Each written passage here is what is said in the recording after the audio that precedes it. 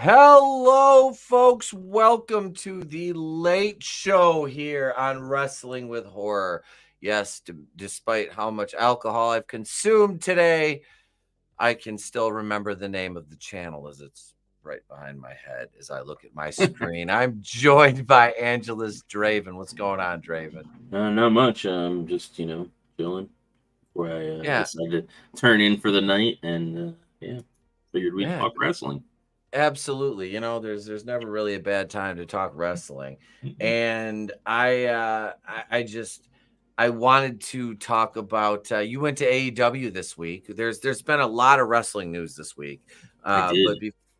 You went to AEW. How was the show overall? How long did it run? What was the run time? Because they taped 3 episodes. Yes. So it was two episodes. So that you had a ramp or collision, and then you had Rampage, and then they had like 4 or 5 matches for ROH that they taped at the beginning and at the end. Okay. Overall, it wasn't bad, but there were some matches that I'm just like, I don't care. Like, this is just bad because it's like they're trying to push the CMLL shit fucking and Forbidden Door. So they even had like some New Japan guys too there too. And like nobody even knew who the fuck they were. Like I was like I'm in the front row, so you would think the people they got front row, like fucking they know their shit. Nobody fucking knew who the hell these people were. Like, see, that's a problem that they're gonna run into. And one of the guys, I guess his name was Phantasmo, I guess his name is. He's from New Japan. And he kind of looks like Logan Paul. So everybody, at one point, people did a Logan Paul chant. Like, everybody's just fucking laughing at it. Like, everybody's making fun of this shit. We're not like, it's not good. We're just making fun of it. Well, that's the thing. And Tony Khan doesn't have the awareness to know that he's being mocked half the time. I mean, the guy lives in a state of perpetual, defense anyway, because AEW is always under attack. Well, if you took the advice of the people around you that know better. Yeah. Well, he comes out and makes these fucking stupid ass and that like I get he's trying to like work the crowd and like tell people what to expect. That's fine. Don't put on this. You have a microphone. You don't need to like make this fucking gay ass voice that like isn't your actual voice. No, like you're like yelling into a microphone. Like you don't need to yell. It's a microphone because it projects your voice. You don't need to yell while you're doing it. And like, use your normal voice, and people will respect you a little bit better. Nobody's buying that Tony Khan has that much bass in his voice at all. So they're leading into Forbidden Door with this. You got a bunch of CMLL guys, and then New Japan guys. New Japan, and this again, this is part of your problem because to the casual wrestling fans, they don't fucking care.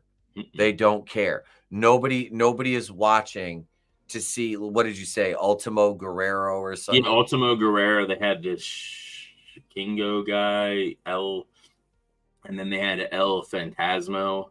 But like they jobbed Dalton Castle out to this New Japan guy that I have no idea who the fuck he is. Like, and they job him out to it. It's like, what the fuck? It's not like they're setting up a program with him, I'm sure, because they don't know how to do that. If they did, Dalton Castle would be in the middle of a run for a good belt, a nice, mid-range title right now.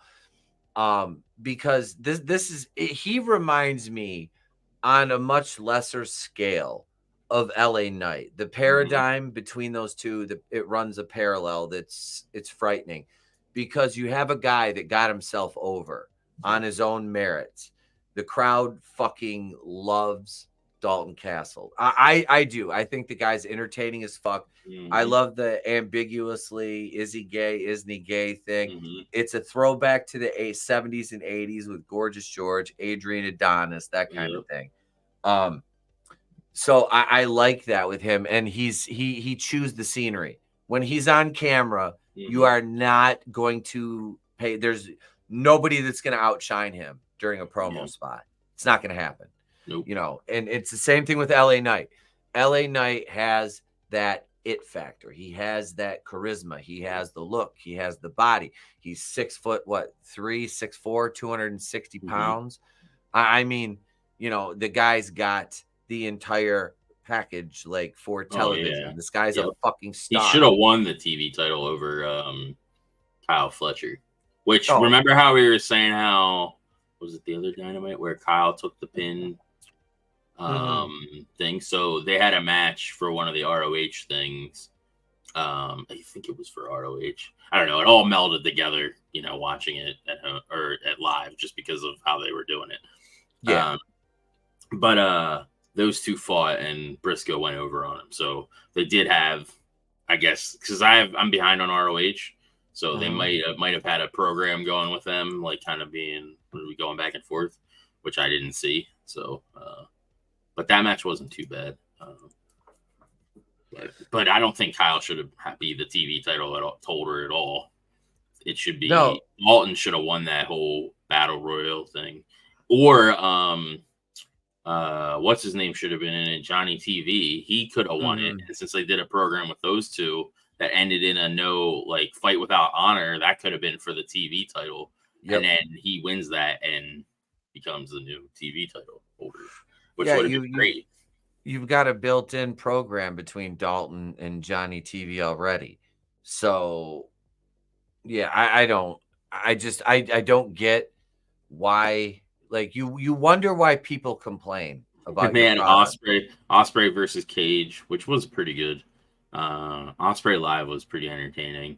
Okada was because he was fighting some random fucking CMLL guy that I had no idea who the fuck he was. And then there was this. I'll see if I can share it. Hello, B-Boys. Wrestling. Yep. Showing off air or whatever. Let's see. So they had the Outrunners, which is, I always joke that's Dr. Disrespect. That's what he does when he's not streaming. And he had dyes his hair blonde. But they had Orange Cassidy beat both of these guys in a match. Okay. Yep. And see that's the back. I'm facing the hard cam side. That whole side of the fucking arena empty, except there's people on the floor there. Wow. You know why? I mean, yeah. And then you've got the guys cutting their promos to the hard cam side. I saw a video. Somebody was like, "Who the fuck are they talking to?" And they're like talking to the empty arena, which is the hard cam side, and it's like, all the fans are on their backs. It's like, oh my God. Like, holy shit, dude. Like, you are cutting a promo to an empty side of a fucking arena. I don't get it. And that's one big thing when it comes to AEW now and all this talk about Shane McMahon, you know, possibly going. And I don't know the validity of this. You know what I mean? Like, to me, there's no fucking way that this happens. Now, every time I say that, what I say there's no way it's going to happen. It'll inevitably happen. But, I mean, if you really break this thing down and boil it down and look at it, Shane McMahon going to AEW, like, okay, let's think about that. Shane McMahon's 3? Something like that, 54?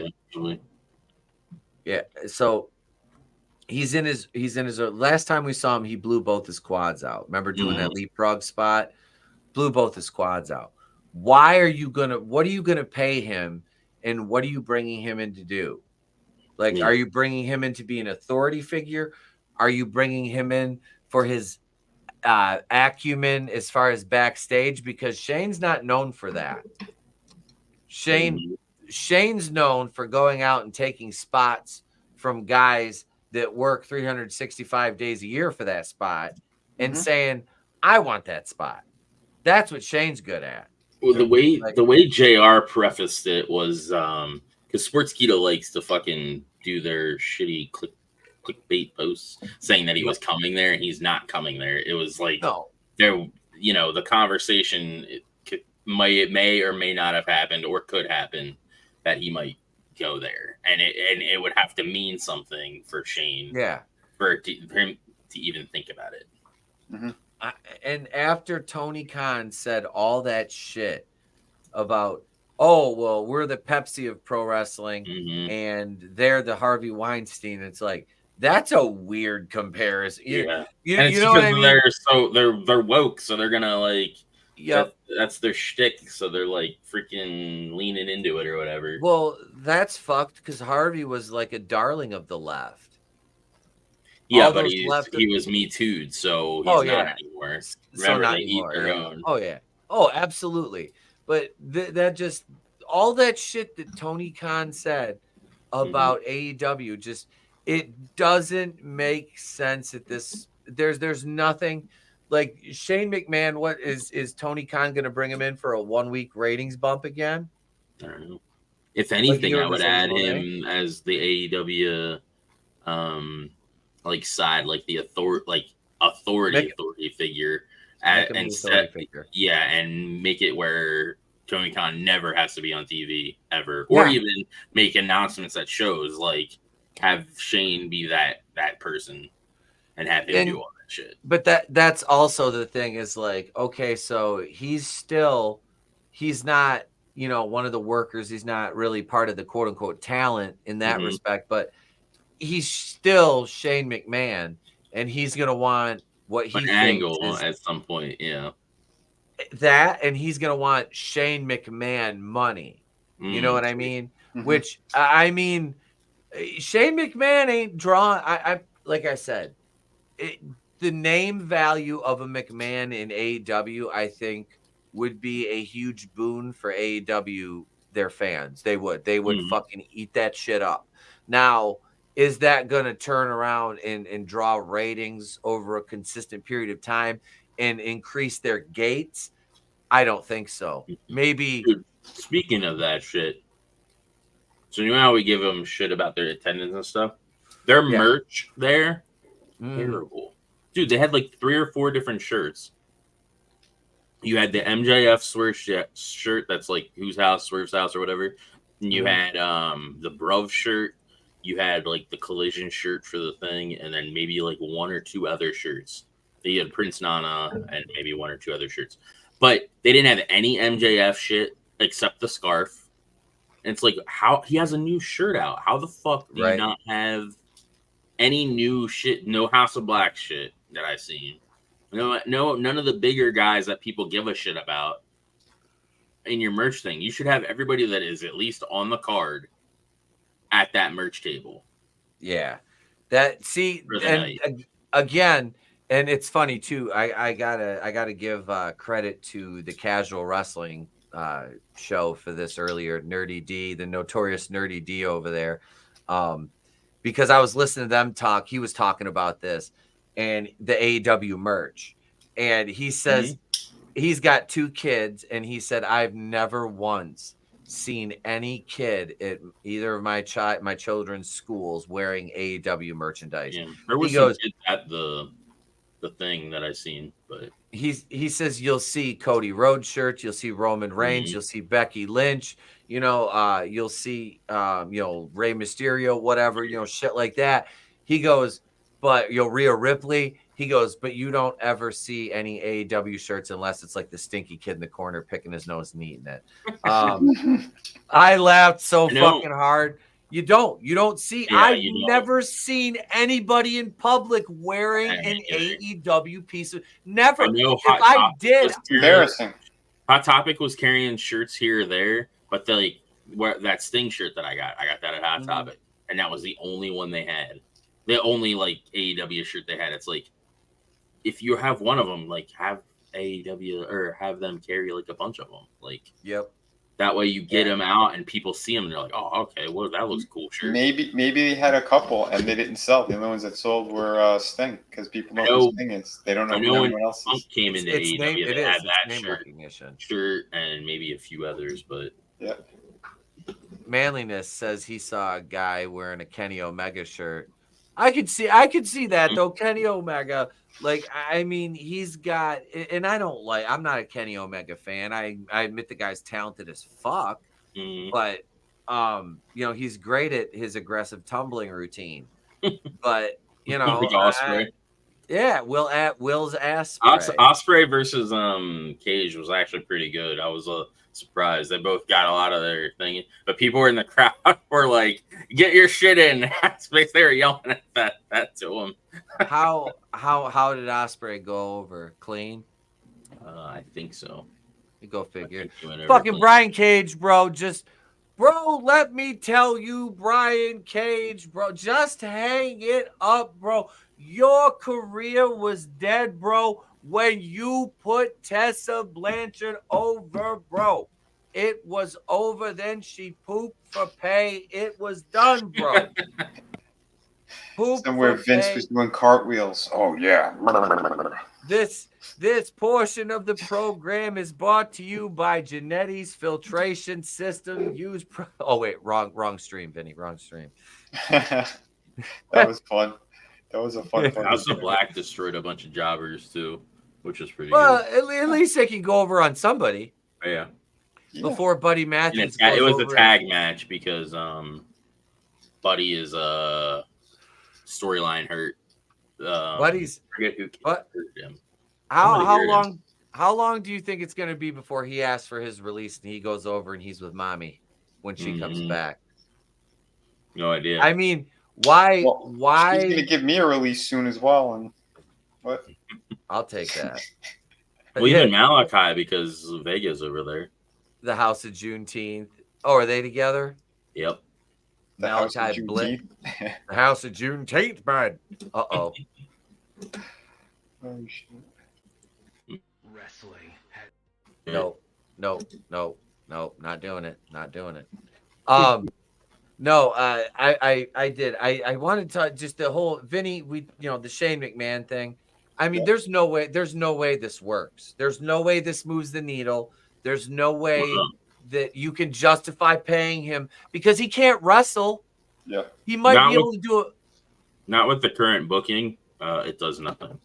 No, because you're not going to, if you made him a consistent authority figure to where he has some stroke and he's actually in control of things, then you could do something with it. But the way it stands right now, there's no structure. You just have a bunch of fucking matches. Like I said, the booking I did on my N64 for No Mercy, rebooking the Nitros and Thunders, I have more continuity in my booking than he does, and that shit goes back years.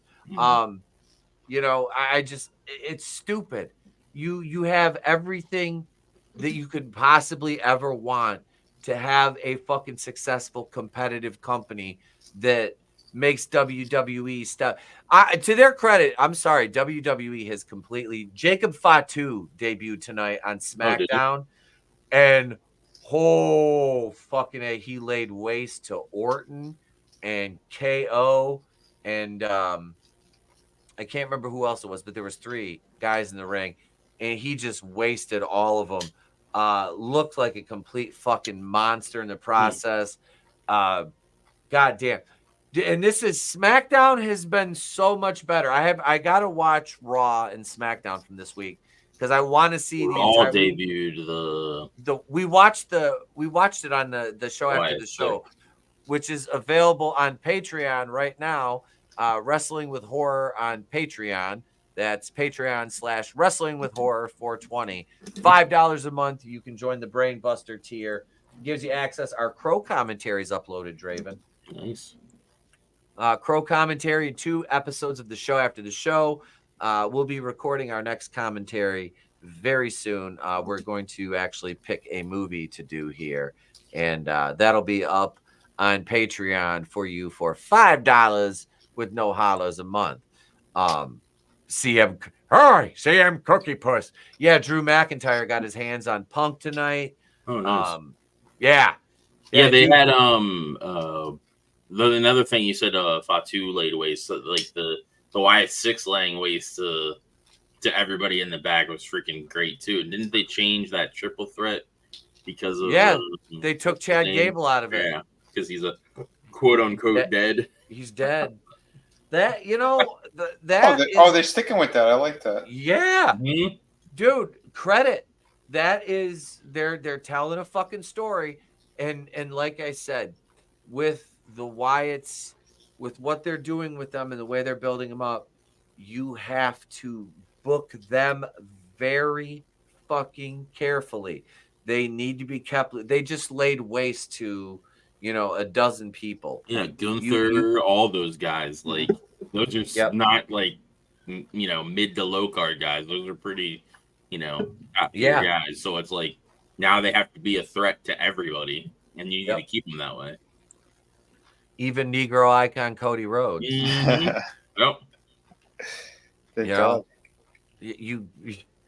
Yep. That I want to see them. I want to see that angle succeed.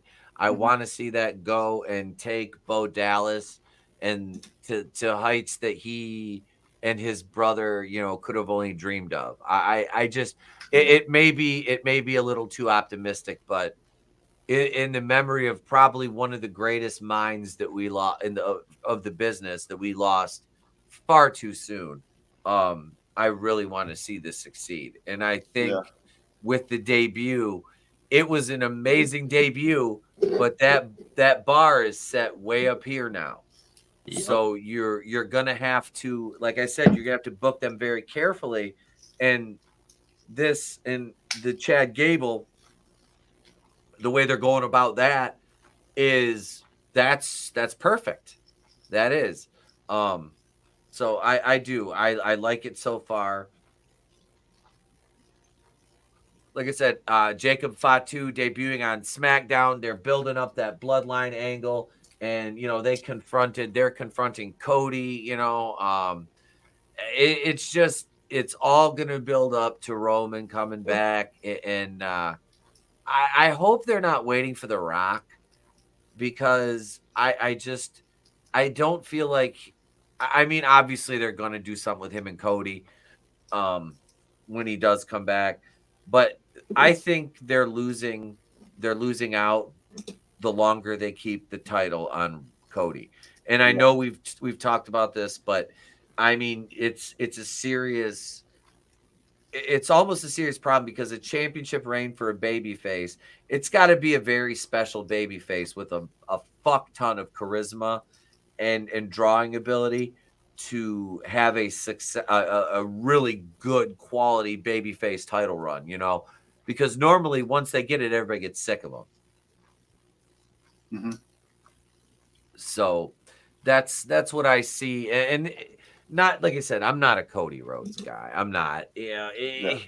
Does he have a place in the business? Absolutely. And it's smack dab in the mid card. That's because he's an icon. He's a Negro icon. Negro icon, Cody Rhodes. This here was probably the highlight of the night for me. Whoa! Oh, sorry. This match here is probably it's the main event for Rampage. Sky Blue and Aminata. Mm-hmm. Yeah, I can't wait to see that. This fucker dead in the way. That was a perfect shot too. Right. How many? Then Velvet showed up. Velvet. Red Velvet. Oh, I forgot. Because after the match, Aminata tried to be the diplomat and like shake her hand and stuff, and then Sky Blue like fucking beat the shit out of her. Did you take a lead pipe to that guy's fucking head? I would have. Give the fucking move. If he was probably like Rainbow Mafia, and it would have been a hate crime. That's true. But that's how far I was from from where I was to the entrance. Awesome. So you're on TV. You're on TV the entire time. Oh yeah, that's great. Yeah, this is the random fucking Japanese guy that they had, something to dragon, whatever, and we were calling him Rufio. That's what he looks like. He does. Oh my god. Oh, and they put him over on Dalton, huh? Uh-huh. Did he have the boys with him? He did like his generic boys. He hasn't. I think the actual boys got fired at some point. They probably did. did. So here's the Logan Paul guy, Phantasmo. Doesn't he look like Logan Paul? He does. And there was a Logan Paul chant. He like just he like because he was against AR Fox, who we haven't seen in fucking forever either. Isn't he one of the propeller foot guys too? He used to be teamed with them, yeah. Yeah, so I thought. And then there's Roddy and this random fuck from Gabe the Kid. Apparently he's in Bullet Club, but then there's Bullet Club Gold here, so it's like, what the fuck? So basically, the Bullet Club is as bad as the firing the boys is a hate crime. They fired them because they weren't showing up. They were just not showing up when they're supposed to. Well, I mean, Tony Khan pays people to stay home. So but I heard they had that dealt with, but I could be wrong. I don't know. But I can't believe it pisses. I like the Outrunners because they're just a throwback tag team. Yeah. And I can't believe they had Orange Cassidy just beat both of them.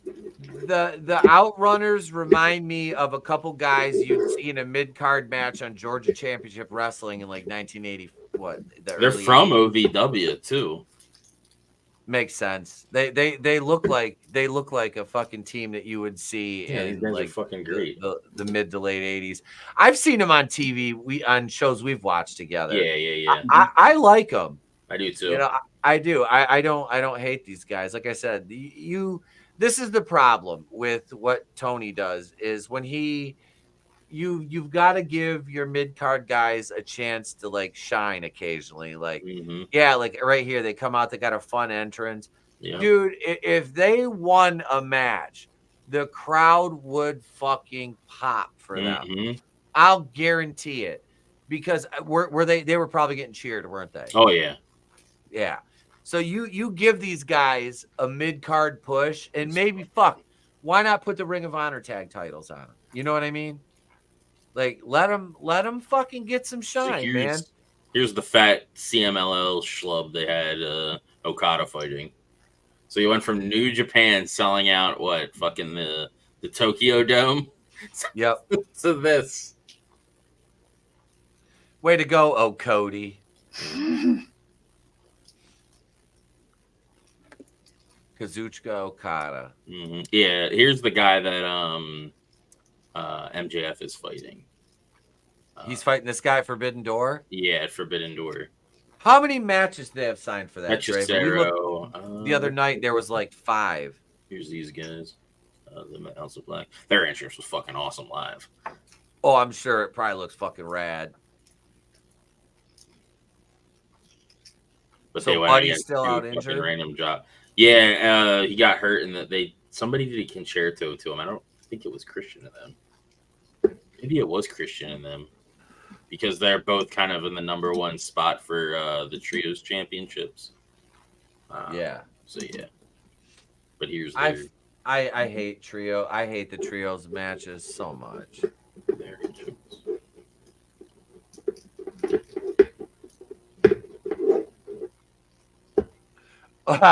Manliness. Oriental icon Okada Rhodes. Doing it for the Asians, my G. My G. Whoa. This match wasn't too bad either. Because I know Hook's there, but Hook looks fucking ridiculous. Like he's got AIDS. He's got AIDS. Not AIDS. Or no, that's right. So Chris Jericho fought Private Party, and then later Joe and Hook and them came down because they beat him, and then they were beating the shit out of what's their folks? Thanks, guys. Yep. Yeah, we were all doing that. Turn the thing. It was great.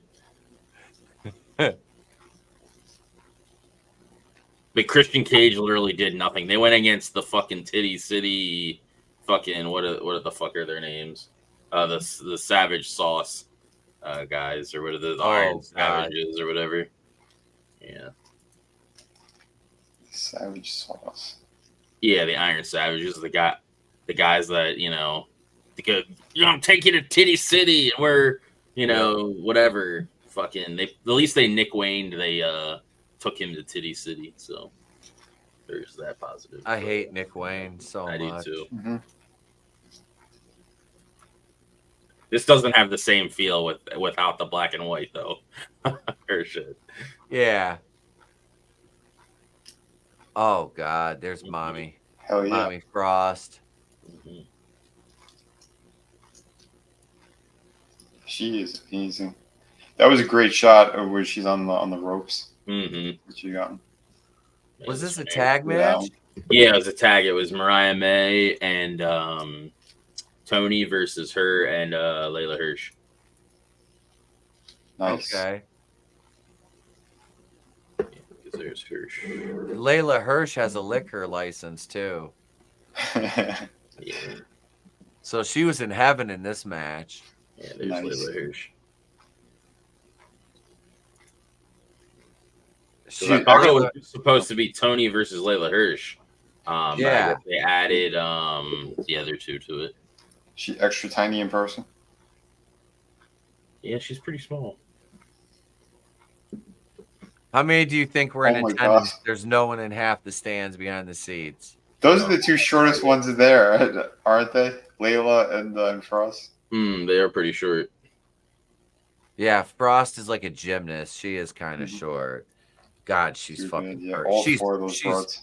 She is perfect. Like Oh, she yeah. literally is perfect. And they had this Fagula versus the mini bicep guy, his fucking team. I forget their names.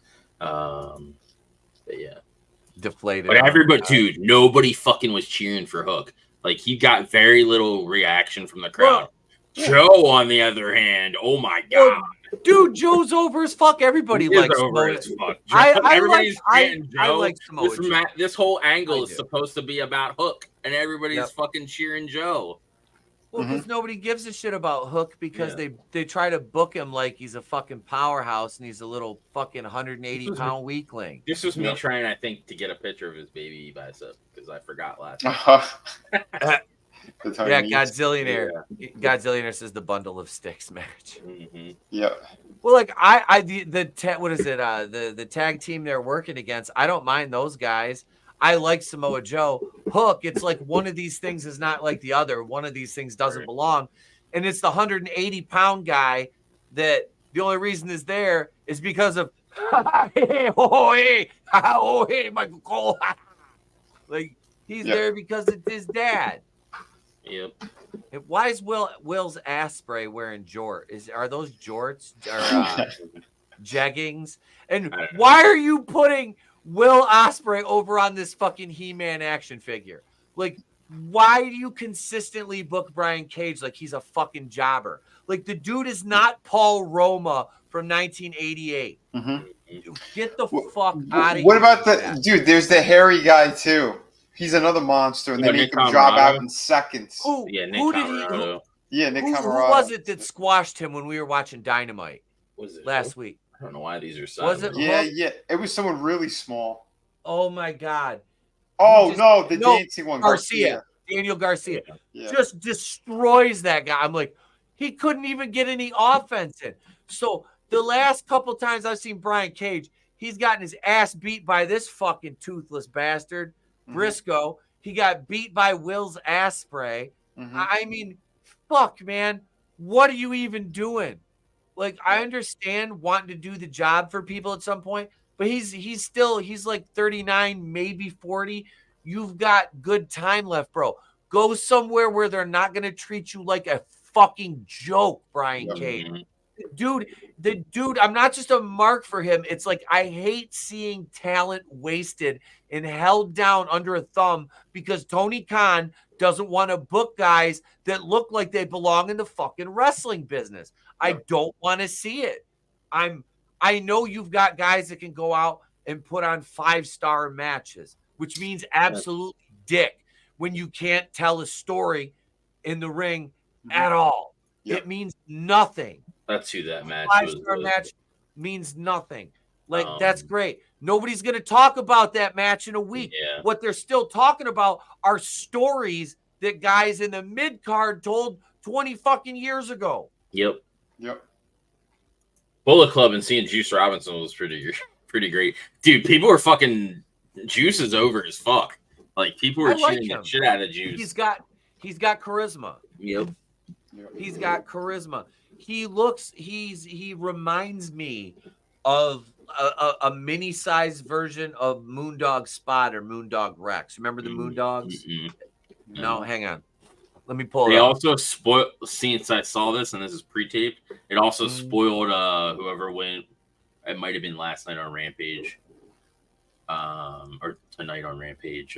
Leo Rush won his qualifier match or whatever to be in the TNT ladder match. So there's like that, because Dante and Leo Rush used to be like in a angle or whatever before Leo Rush made a bunch of statements about how they don't push black wrestlers, and then went to New Japan, and now he's back again. Yeah. So they're kind of like a little beef between them going into that match. There's Moondog. No, geez.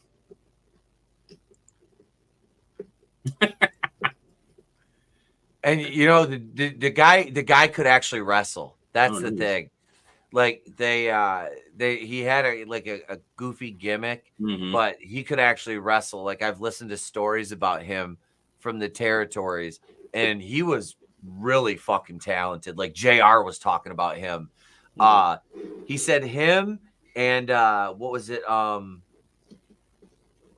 it Dick Slater or Dick? Was it Dick Slater? I think he said.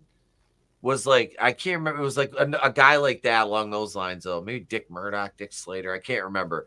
But he said, he goes, yeah, dude, that guy is one of the most talented motherfuckers. Like, but he said he'd half-ass it. He'd go half speed when he didn't want to, go full speed. But this man, look at Moondog. We laugh looking at him. He looks goofy. He's got dog bone. But he's got a character. You remember. Like I can't name a Moondog Spot match to save my life. I'm not going to pretend. Moondog in '86 in Georgia. No, whatever. I remember the character. Yep. All right.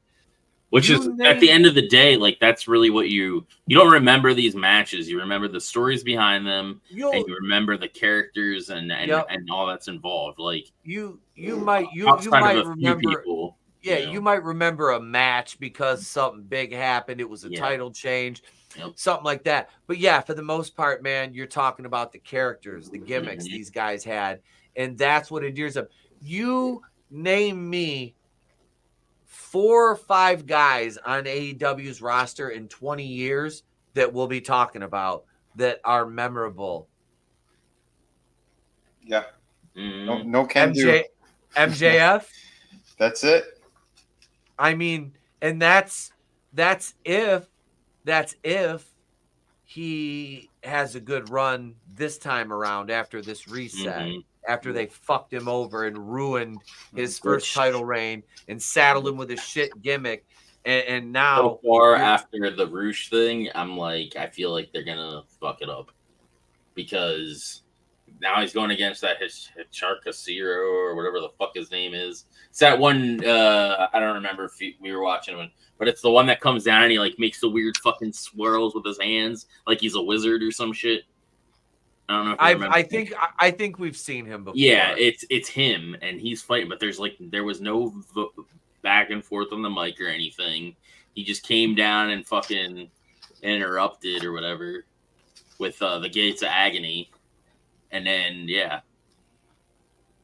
so they're going into fucking Forbidden Door with MJF, and they don't have anything. Like they set up an Ospreay MJF stare down type deal, so that kind of plants the seeds of that happening, which is fine. And then you still have the Swerve thing. Oh, I know why the Gates of Agony showed up. Because the Elite or whatever is working with them too. So they sent them and they're like, your words or whatever against the Elite, we had an issue with that. So they came down and started beating the shit out of them because I guess the CML guys are kind of with the Elite side of things. They really, really need to get Matt and Nick Jackson in check. And I don't mean in front of the camera. I mean behind the scenes. They beat the shit out of Brandon Cutler the other day because he came down. Which one's Brandon Cutler? He's the one that has he wears the fucking He had the cold spray and he'd spray it around. And then he's the one that's usually has the camcorder. Yep. Him. Yep. He's a jobber basically. But they had him come down like he was acting in place of the guys, and I forget he was gonna put some stipulation or some shit on it. And then Christopher Daniels basically came out and was like, "Yeah, fuck you," and then beat the shit out of him and fucking threw him in the ring, and then they had their way with him in the ring. Jesus, they took him to Pound Town. Mm-hmm. Hey, you know what's funny? As I'm still on this screen over here, I have some old Topps wrestling cards from the 80s. And I have this one, the Moondog Spot one. I have that card. Hey, Chris. Hey, what up? How you doing, brother? Okay. Hopefully my computer doesn't mess up again. We're just kind of talking some wrestling just to kind of catch you up. We went over Draven's experience at AEW, talked a little bit about that. Talked about the IWC rumors about Shane McMahon going to AEW, which that's not going to fucking happen. That's not going to fucking happen. There's a bigger chance of Vince shitting on Stephanie's head again. Again? You're implying that you this caught happened that before. You're implying that this has happened before. Absolutely. No, but I really the Wyatt thing Monday night. Like I said, they need to book them very carefully. That gave me fucking chills. That reminded me of something from the Attitude Era that they would have done. It was a fucking chef's kiss, and like I said, just handle them carefully. Do not treat them the way Vince treated Bray Wyatt, because they've built so much anticipation. Chris, Jacob Fatu also debuted on SmackDown tonight. Oh, nice. Yeah, I want to see that. Oh yeah. I think I've got it bookmarked. I can't show it on YouTube. Right. But I'll share the link with you guys. It was a fucking fantastic debut. They made him look he is huge. And he moves. Good. Fucking huge. And he does like that triple fucking moon, that triple jump moonsaw. Yep. I mean, yeah, I don't need to see it from him all the time, but for him to do that is like a fucking attraction. Yeah, they are, like I said, man, that's just another. And then they signed Hikalu too, Draven. They did sign him. Haku's other kid. So you've got two more of these guys. 4 guys with Solo. Then. Yep. Yeah, you're gonna have 4 guys with him. And I haven't seen Jimmy Uso since WrestleMania, bro. So are they so that's 5 on their team, because War Games is 5-on-5. So then they just need so it would be Roman, Jay, and Jimmy, and then 2 more that would join them. I think they should use Negro icon Cody Rhodes. No, so if you did Roman, you have Roman, Jimmy, and Jay. Who else? I mean, who else do you put with them that may? Oh shit, Randy Orton and Kevin Owens right there, because they're feuding with them right now. Oh, are they? Yep, they're kind of going back and forth with them because they came out. Yeah, but you think that they will after all the shit that they did to those guys before, like Roman and the one that was in the bloodline or didn't leave the bloodline? Do you think that Kevin Owens and RKO or Randy will actually join that team knowingly, given the history between the other two? I think that Roman would, in this kayfabe, of course, hypothesizing here. I think that you would work with Roman and Randy and KO are so tight that if Roman, Jimmy and Jay coming because Jimmy's gonna have to turn babyface again because he's not doing it. Like, I don't know if he's injured. I have no idea. I have heard nothing out of him. I don't know. I haven't seen him on television in, like I said, since WrestleMania. So you're talking what, 2 months ago? 2.5 months ago? Yeah. It's been a fucking hot minute. So you know, I mean, I think they're gonna end up going back to, it's gonna be like the NWO black and white versus the red and black that never happened. But with the way that they can construct this, it could be fucking epic. I really like, now if you bring this all together, if you do a finger poke of doom moment here, I would fucking absolutely die laughing. And then they all join each other and then just destroy KO and Orton. I don't think that'll happen, but it's just me kind of playing around with that idea in my head. It'd just be funny. But no, I think I think they could have a really good program leading up to that. But like I said, it's all in Roman's health when he's ready to come back.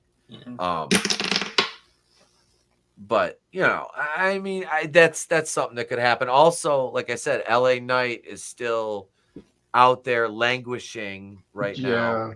I don't know what he did. Let me look up the SmackDown results for tonight. Because we should just have the other Uso just grow his hair out and give him the same cut as Jimmy or whatever. Or main event Jay. Just basically whenever one of them gets injured, he just replaces him, and he never has to worry about being injured. They just, because they're twins, they look exactly alike. It's like those Asian boy bands. Yeah, so like one of them gets injured, and then you're like, "Yep, switch them out." And then have them. One gets injured, then the other one goes like this: "Yeet, no yeet, yeet, no yeet."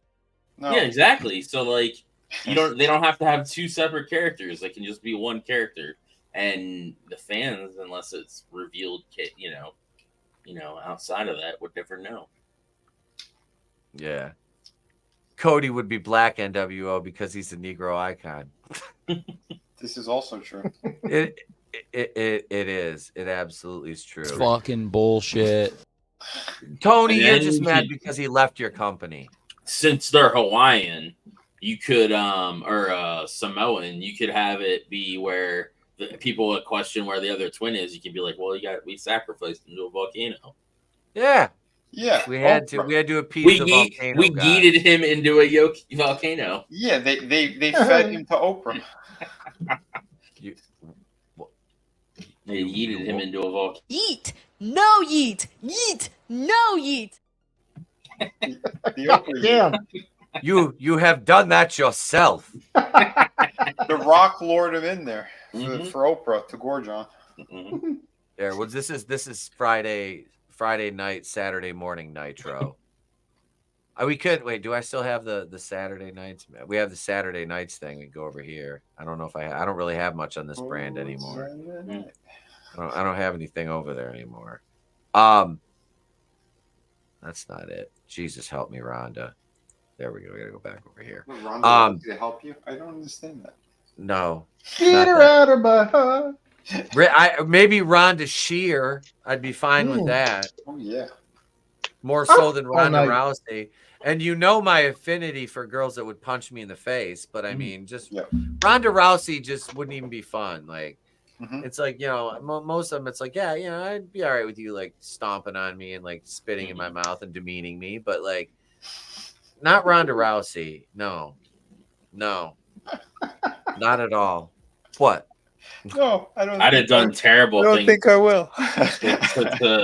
The Sky Blue and Queen Amanada the other day, if nobody else was in the arena. Yeah, those are two very attractive. That match was fucking the cake match, the cake main event. Brought to you by Duncan Hines. Yes. Well, I told you guys Loudy knew Amanada before she even started training. Oh, nice. Awesome. They worked at Foot Locker together, She was a Stone Cold fan. Loudy showed her kind of helped her get in touch with people to start training. And yeah, nice. he was joking around. He's like, yeah, so all her success is due to me. So you're welcome. Wow. That's I was great. like, wait a second. I was like, did you just do a fucking a gimmick? Did you just That doesn't work for me, brother. It sucks because next week's Collision has her on it, and I was pissed because I would have liked to have seen Hikaru Shida live. That would have been cool. I bet she was in the back somewhere. Maybe. Probably.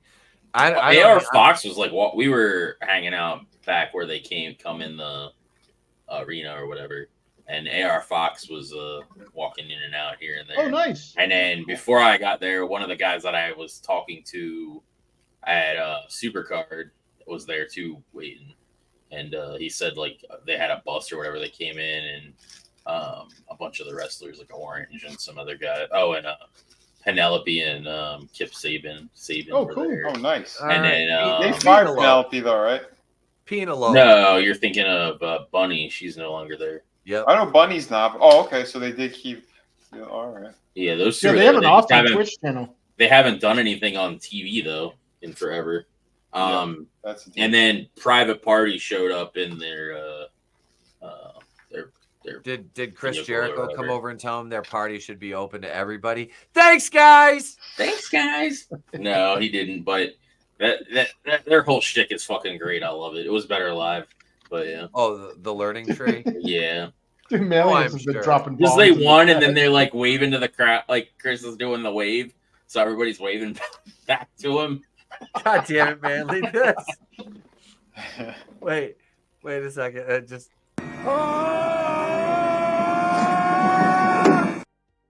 Oh god. Oh jeez. Well, we found out that his favorite movie is Time Cop. So. Oh boy. Oh. Yeah. Bro. Oh my God. So our friends, I'm going to break into a Vince Russo story because he was talking about that. But so Trey is talking to his friends, our friends, their daughters. And Trey is, I'm uncovering the boat, right? We're getting ready to go out on the boat. And I hear Trey, they're walking down like the little island where we park. And he's like up there. He's like, and bro, it's Russo.com, bro. I'm like, oh my God. He was literally doing a fucking like Vince Russo. I can hear him like yelling. It's so fucking amazing. I'm like, that's too funny. Oh my God. Like you're such a cultured gentleman already doing Vince Russo impressions at 8. Like I love it. But yeah, oh God. Oh, this what were I totally lost my train of thought. The Time Cop is Time Cop. Does it surprise you guys that that's Tony Khan? Tony Khan's favorite movie, bro, is Time Cop, bro. He even put the graphic up that had the poster for Time Cop, like so people knew what he was talking about and everything. Oh my God. You know, this was like in between, like is either in between or at the end because you know what you should have done when all the shows ahead of time. When he put that up on the screen, Draven, is you should have tweeted him your recast the lead meme for Time Cop. I should. You should have. I should still tweet it at him. Just tweet it at him. Just tag Tony Khan. Bro, tag Tony Khan, bro. Tag Tony Khan, bro. And post the Time Cop meme, bro. Show Tony Khan that his favorite movie is fucking ridiculous, bro. Yeah, and then I recast it as Rob Van Dam, so it works because Rob Van Dam was in AEW. He does shit for them. Yeah. Here and there. Tony Khan's gonna be like, he's gonna send you a sicko T-shirt, Dre. Oh yeah, he. What match was it? Oh, it was the Okada. It was the Okada fucking Guerrero thing. He comes out and he's like, "Yeah, guys, this is a match. It's like dream match. It's for the sickos." And then he fucking gets to the back. I'm like, "What the fuck?" And then the match was shit. It was terrible. It was so bad. Like the guy lost his match. Cody wasn't good. Cody. The dude lost his match mid-match. That's sad. Yeah. Jesus and then, Christ. like, tried to put it back on, and everybody's, like, booing. Because obviously it's fucking stupid that he lost his mask. It fell off. And then like, the Asian dude was, like, motioning people to, like, quiet, kind of thing. Yeah. He was like, this doesn't work for me, brother. Yeah. But it was like, you couldn't get anybody that is, like, notable to fight Okada with such a large roster. Like, Wait. So a luchador losing his mask in the middle of the match, trying to quiet the crowd down from jeering him for the botch. Doesn't work for me, brother.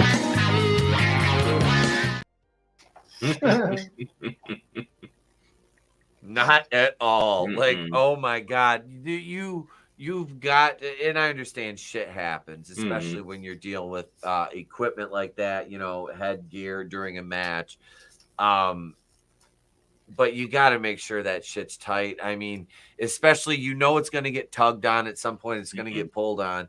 But Jesus, man, like have a backup mask, one of those tighter ones underneath there to kind of pad it out if you need, with the wider eye holes underneath, so that what I mean. At the end of the match, he I think Okada took it off and put it on his face, and then did his mat or his I guess it's the Rainmaker or some stupid shit, which is just a ripcord lariat. And while he had the mask, and the mask but flew, and obviously he's covering his face, but it's like you already failed at doing anything with that earlier in the match by it falling off. I think he was doing a Hurricane Rana or some shit like that, and it fucking got pulled on. Now, see, I don't mind like the ripcord lariat as a finisher. I kind of like that because for what you expect out of somebody like Okada from New Japan, that's a pretty basic finisher. Just a fucking ripcord lariat. I mean, really, dude, like it is pretty basic, and you can apply it to pretty much anybody too. Yeah. Yeah, so I mean that's a smart finisher. That's like me. Like I'm working against somebody 260 pounds. Yeah, I'm fucking strong, but I'm not gonna break my fucking back throwing them in a razor's edge. I'm gonna fucking finish them with something else. That's when it's like, okay, go over dirty. Hit them with a fucking. I still have it in my bag. I got a actual like lead pipe that I just wrap tape around that we've used a couple times. Just to fucking whap people with, I kneecap somebody, hit him in the back of the head, toss it out of the ring. Oh, I ain't got nothing. No, 1, 2, 3, But no, that fucking ripcord lariat, that's a decent move. I mean, shit. Shades of the man, Stan Hansen, Stan the Lariat Hansen. That was his finisher, was a big fucking, kind of like JBL, clothesline from hell. Yeah, JBL's a douchebag. But that finisher, he made that clothesline look fucking mean as hell every time he hit it. Did. I'd always give my rated characters that. Oh yeah, yep. They've got to have that clothesline coming off the ropes. Fuck yeah, that's a either that or the Lex Luger running forearm. No, I would do that in the Luthez press. Yep, that's press. Yeah. Fuck man, I want to play some No Mercy. I was listening to Wrestling Bios earlier. The video he did on the PlayStation 1 Monday Nitro game. Did you guys ever play that? No. It's god awful. Like, one of the coolest features is when you're on the selection screen, the main characters have like little rants. Oh yeah. Remember that? Yeah, somebody told you not to pick them. Yep, it's Kevin Nash. Yeah. It's Kevin Nash. He's like, nope, go, move, go. Hang on, I'll pull it up. It's funny. But I have the Thunder version of that. And it still works. It'll play in a PS2, which I have to get a new PS2 because my son's friend knocked it off the shelf. And he's not my son's friend anymore. And it's like, I should have charged your fucking damn for this. Oh yeah. I saw. Yeah, and that was my original Fat Boy PS2. Yeah, that's what I have. I have the Fat Boy with the USB, because there's Fat Boys that have the USB on the front and the ones that don't. I have that, and then since I had played Final Fantasy 11, I have the hard drive too. So I can put a memory card in there, and I can copy all the contents of the memory card onto the hard drive, and then use the thing. And then if I want to take stuff off the hard drive, I can copy it back over to the memory card and use it to play shit. So yeah, mine. That was whatever that I'm not playing. I can swap over to the hard drive, and then vice versa. Wait, is it? Hang on. I don't think it's Kevin Nash, but his is funny. Hang on, we'll play it. I think it might be Scott Hall. Hey there! How'd you like to get power bomb? Come on, pick me. I'm begging you, pick me. Please pick me.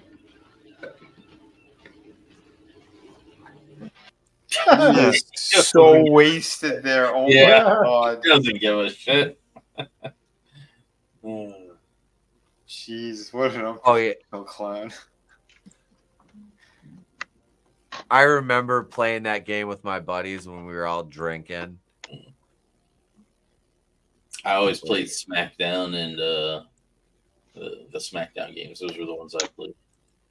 Well, this one came out in like 98. The Yeah. Smackdown ones weren't coming out yet.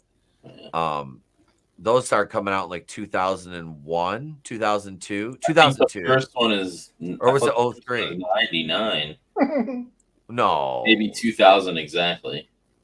Here. Look, hey, I got the emulators. I can bring all this up. Here for a wild ride on the outside.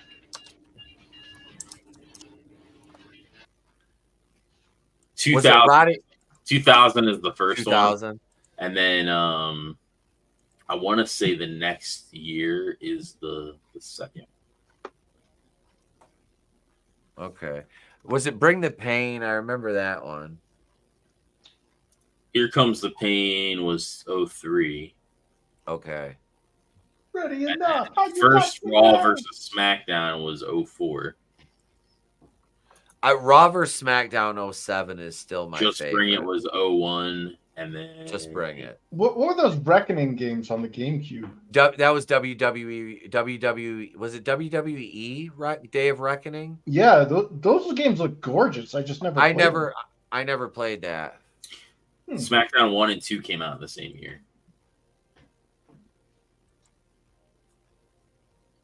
Draven gets hard watching the Special Olympics.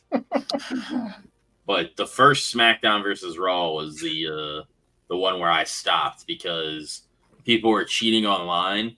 So like you could only stat your character, you couldn't max all your stats on your characters because they only gave you 70 points. But if you went online and played, people had max stats because they were using Game Shark and stuff to max out their stats, and then you couldn't counter anything, you couldn't do anything. They would just destroy you. The general manager mode in 07 is fucking amazing. It is. I fucking love that. 13 was the one after that I played that I really liked. The one that had CM Punk on it, and it had an Attitude Era mode, and you went through it, and you had to do like challenges and stuff. It was really good. I remember Tony telling me, I think it was the one last year, you had like the whole Nitro thing and all that on there. I'm like, that's fucking cool. Mm-hmm. Like, yeah, that would be fun. I think 14 had like WrestleMania like moments or whatever throughout the thing. Okay. So you had to do like those and do challenges and shit, which sounds fun. I never played it, but You ever play the non-WWF sanctioned games called like Legends of Wrestling? Yeah. Those are freaking awesome. Those were fun. They had a really good roster too. They had a more cartoony style to them too. They were bigger. Yep. Yeah, everybody's their muscles were like exaggerated. Yeah. That was fun shit. Yeah. My friend sent me a clip recently of Bret Hart talking about when he went to go see who was it? Shit. I wanted to see Gorgeous George, but not him. I don't know. They didn't want Bret to come in the room. And Anvil goes, no, he's cool. So they unlock the door, and he goes in there, and they're all doing coke. And he's like, that's when he got to hang out with and learn from Piper, Iron Sheik, Harley Race. And he goes and he was doing the excellent of execution lines till 4 a.m. with them. He goes, I learned so much. Yeah, he was wired the whole time. Holy shit. God, could you imagine Brett freaking baked off his ass or like flying high? all zooted out on Yayo. Yeah. Iron Sheik. I break a fucker Hulk Hogan. Fuck Hulk Hogan. I break his back, make him humble. I don't think his demeanor would change though. He'd be like freaking tweaking his ass off, and he'd just be like, "I'm the best there is, best there was, best there ever will be." Yeah. The most technical way of starting those coke lines. Yeah. He excellently executed his starting game. It's all metrically aligned. Oh shit. Brett's like, so I want to say hi to my one friend, my cat back home in Alberta, Smokey. Hi, buddy, as he's rolling something up, going like, yeah. So I got to work this program with this queer Shawn Michaels, and fucking Vince McMahon hates me, says I got no charisma. Oh, it was Adrian Adonis. That's who it was. Adrian Adonis. He could have been Dusty Rhodes' body double. Oh my god, I know. Well, Brett not having charisma was his charisma. Yep. Like you knew he was like a genuine like. The way I saw it, like everything he said, I took it as gospel. Like, oh yeah, that was like his kayfabe. It was like, yeah, he didn't have the charisma. He was stone cold. Like everything he said he was gonna do. It's like the Juggernaut in that second Deadpool movie where he's like, I'm going to rip you in half and I'm going to shove this guy's head up your ass. It's like he's gonna do that, guys. Yeah. Oh yeah, for sure. Yeah, dude, that's why I don't care, man. He's like in my top 2. Yeah, he made Pink cool for sake. Oh yeah, dude, man. Brett is a fucking legend, man. Yep. Brett is a fucking legend for sure. And you know that's the thing is like the dude. Yeah, he didn't need. He's a guy like Dean Malenko. Yeah. Doesn't need to talk. Doesn't need to talk. Doesn't need. Yep. Doesn't need to talk. You can fucking do anything and everything in the ring, and you can tell a story without fucking saying a word. But like I said, in his defense too, I love what he was doing at the end when he was with them with Stone Cold and the shit when he was like in the wheelchair and all that crap. I thought he did great where he was the heel in America and the face in Canada. Like that shit was awesome.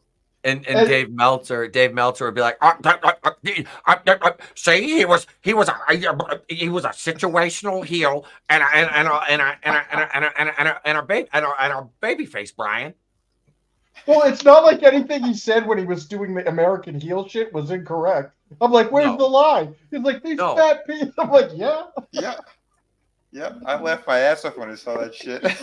That's it. Even when fucking what's his name, Jinder Mahal was on SmackDown and The Rock first came back, and Jinder was talking shit about America, and I'm like,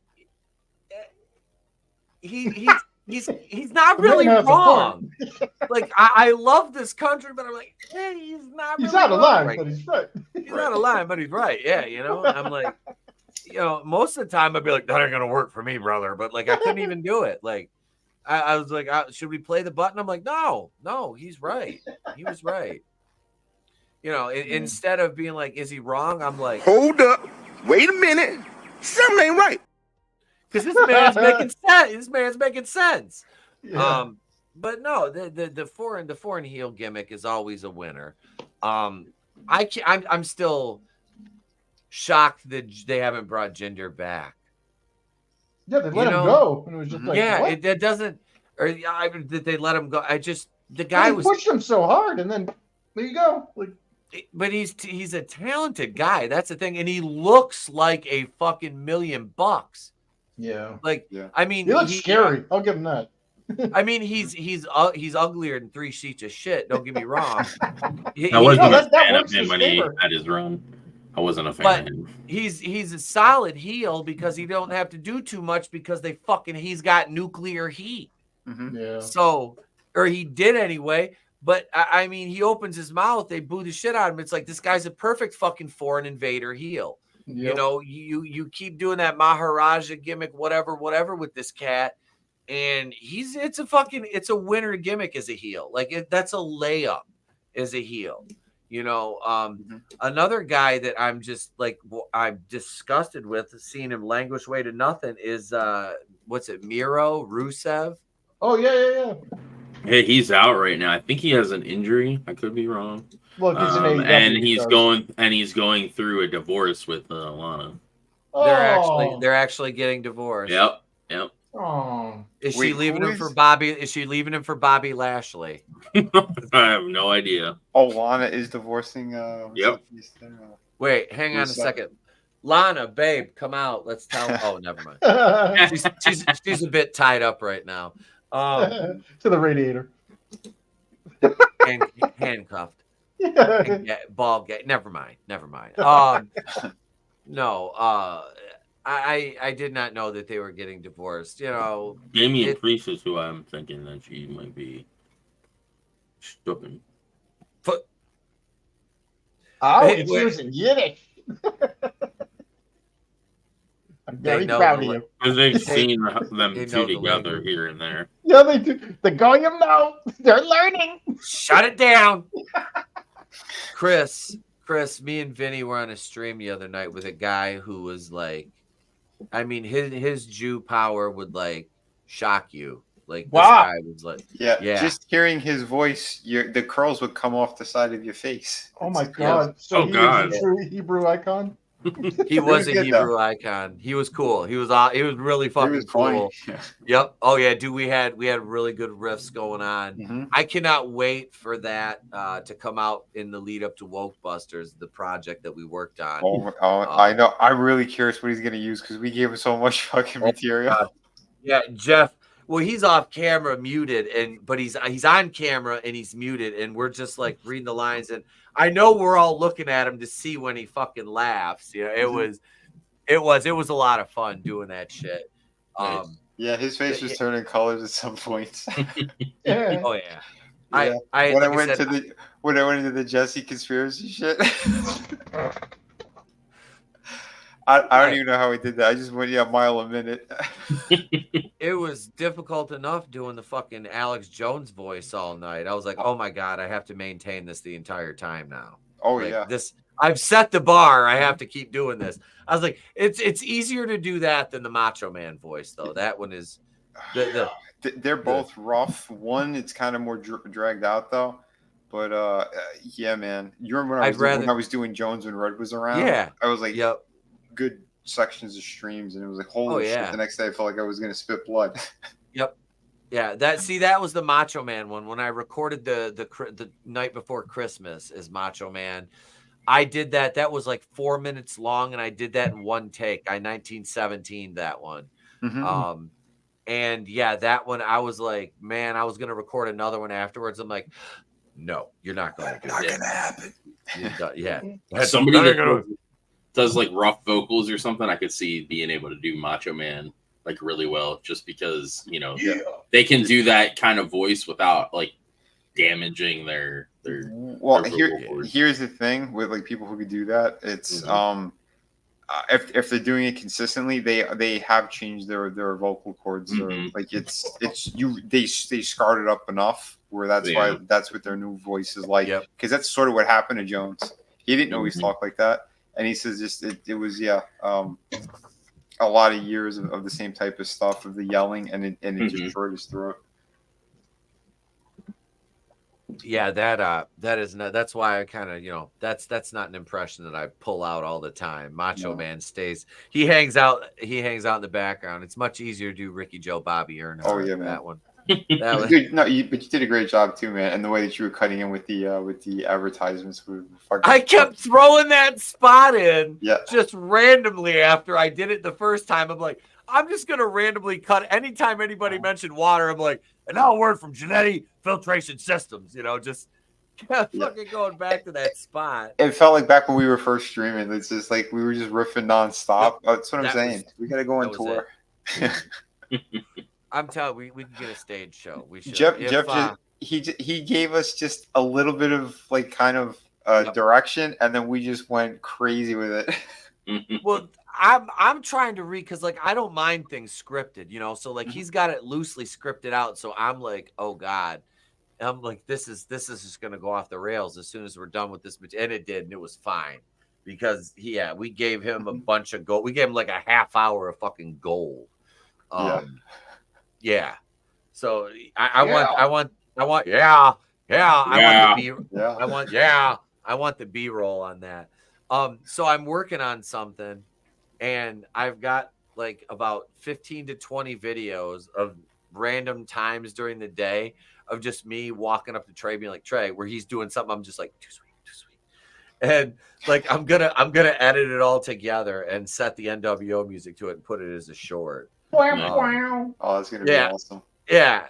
I was just like, I was fucking around with him. I'm like, man, what can I do for a bunch of goofy ass shorts? I was like, I'll make compilations of me and Trey doing this. And like, I've got him like rolling down the car window when he's in the back of the wife's car, like they're getting ready to leave. I'm like knocking on the window. Trey, what? Too sweet. He's eating pizza and he's eating pizza. I'm like, Trey, you're eating pizza. He goes, yeah, too sweet. It's great. Like he's playing into it now more. But yeah, it's like we'll collect these over like a week or so, and then the dad will edit them all together. I've got a folder on my phone for all the videos. But let me see here. Hang on, there was something else here. Chelsea Green is trending. Oh no! What now? Hang on. Let's see what Chelsea's trending for. Wait, Chelsea Green. Wait, who the fuck? Oh man, who the fuck did she pin? She got a pop on Smackdown. Hang on, watch this shit. I'll play it. I don't give a fuck. I'll take the copyright. Whatever. Fuck them. I'll just we'll fix it in post. Here, check this out. I got this turned up. All right, so we'll just play. It's 12 seconds. We'll play the clip. Okay, so Bianca's. Hey now, that's a nice freeze. I don't know. They made it seem like she won a contest or something. It was for something because Bianca was there and she looked. Yeah. Like, Yeah. Los Angeles night.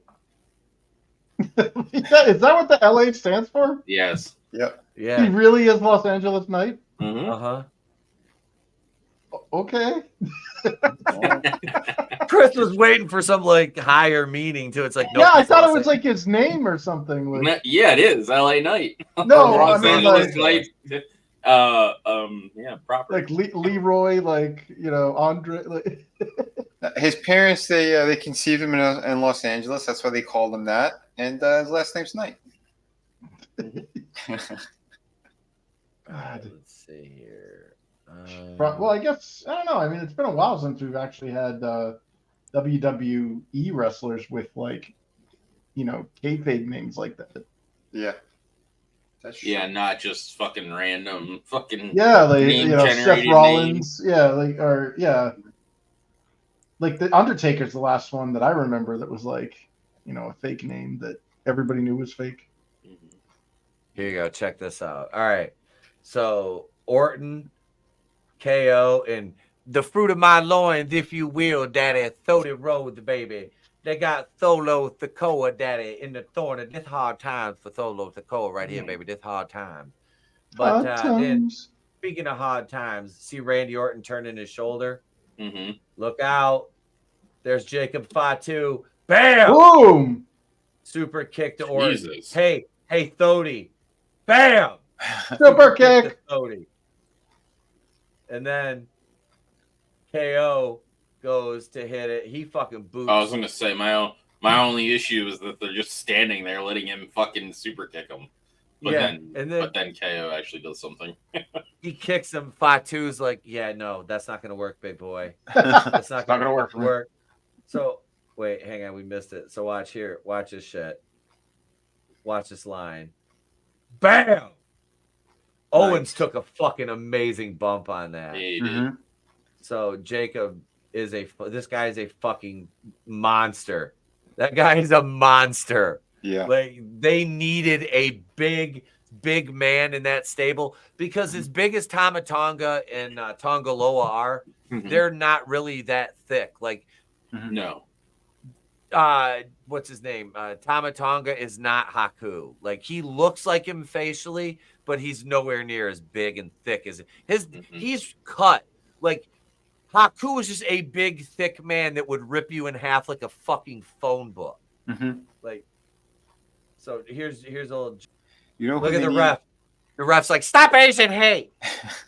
You know who they need in their stable? That dude from AEW. He always They comes need- out there barefoot. Oh, the dudes from the gates. Leon. The guys from the Gates of Agony. Yep. Yeah, Toa. Yeah. He'd be perfect because he's even bigger than all of them. Mm. Yeah, dude. Yeah, Jacob Fatu is. I'm so excited that they brought him in. I didn't think it would be I thought it would be a little bit longer, but yeah, they brought him in. Oh, Bianca Belair versus Michin versus Chelsea Green. This is a qualifying match for the Money in the Bank. Mm. So Chelsea stole that spot right there.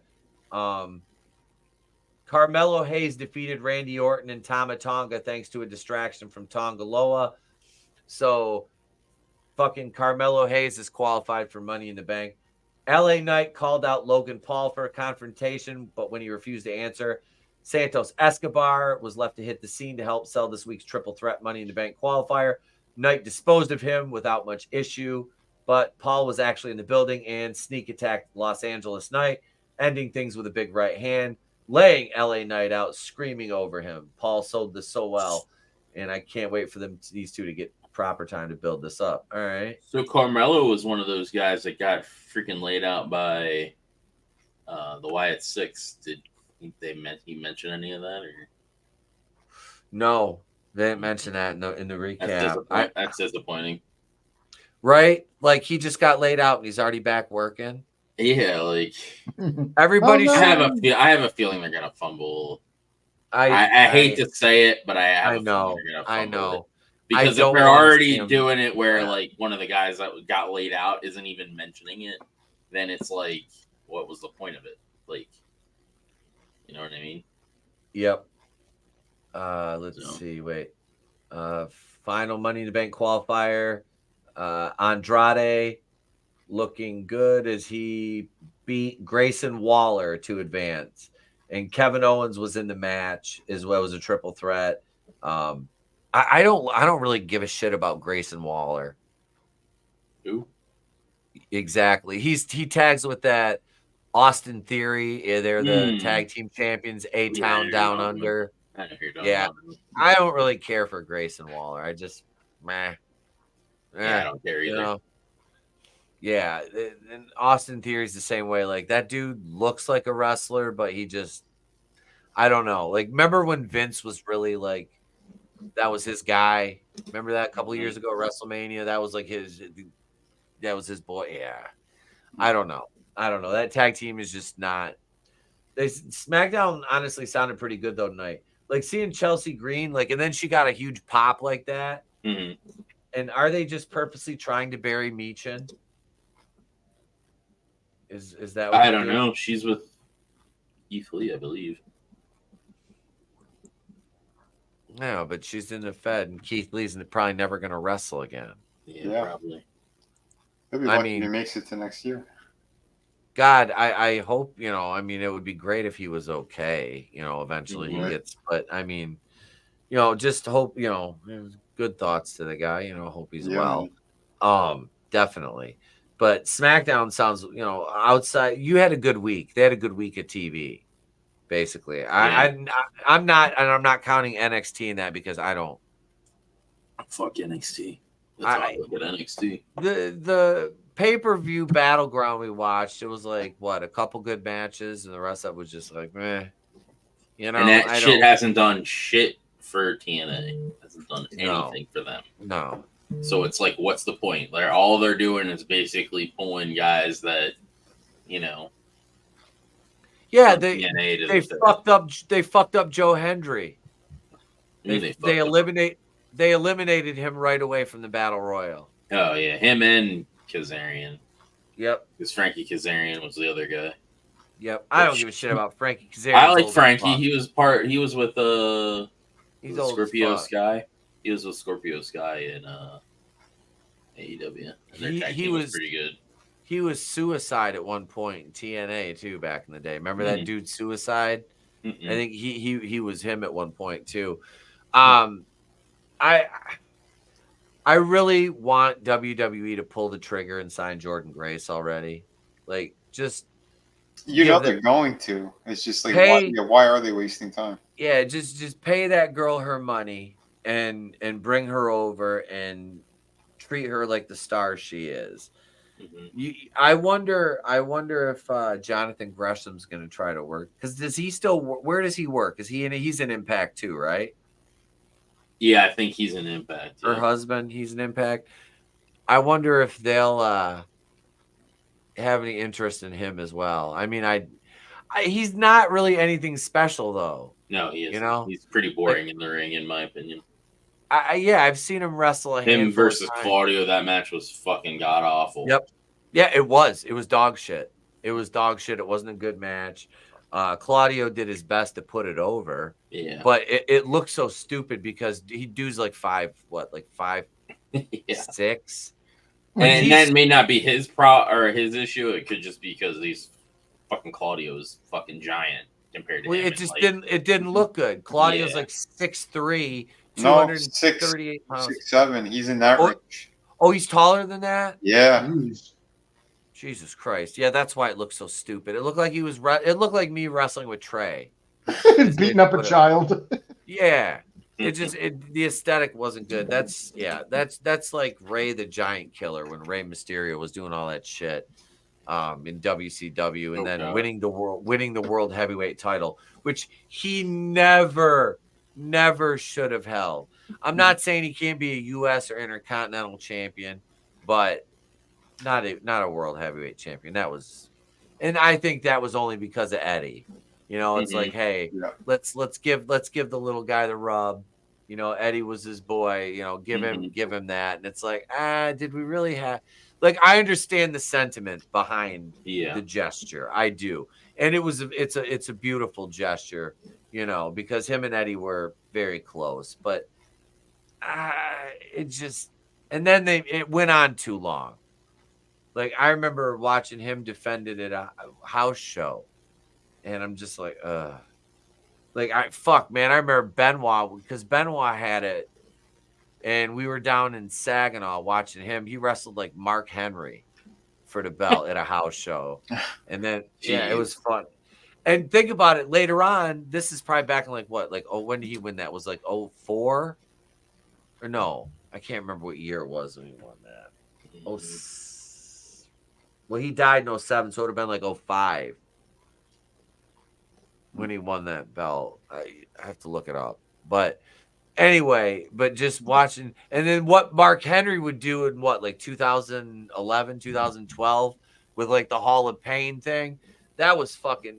Mark Henry was another guy that, dude, he was on the roster for so long before he got a push. Mm-hmm. Yeah. Because he was doing the mid-card comedy stuff. Mm-hmm. It was like 12, 13 years.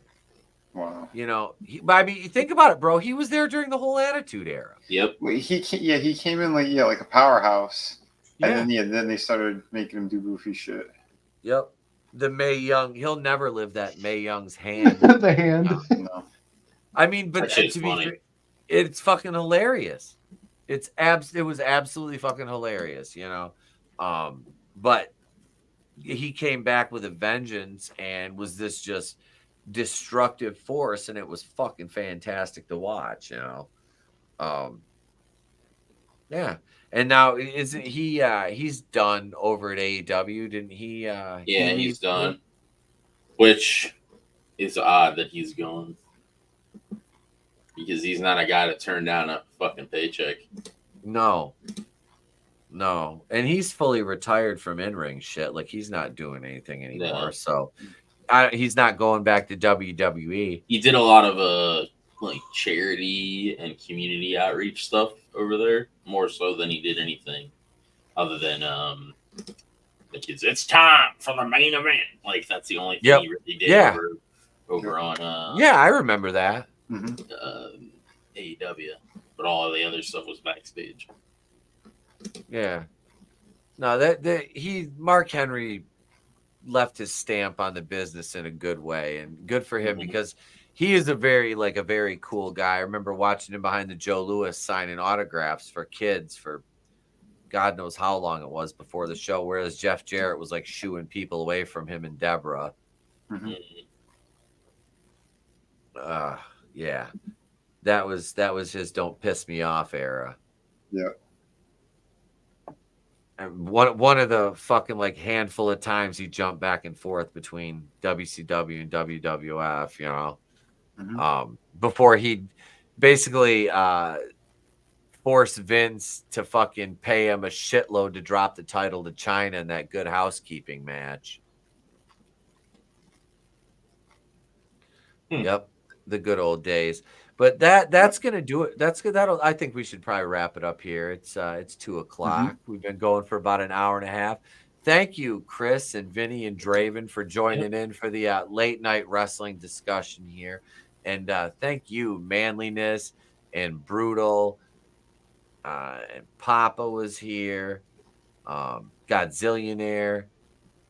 Thank you, gang. Thank you guys for hanging out. Everybody watching over on X. We'll be back with Nitro. I got company the rest of the weekend, so my streaming schedule is probably going to be I don't think I'll be able to do anything tomorrow. So, but thank you everybody for being here. We will catch you guys on the next one. The Patreon link is in the X chat and the YouTube chat as well. Until next time, guys, I'm Etep from Wrestling with Horror. We will catch you guys later. Remember, it's always better to burn out than fade away.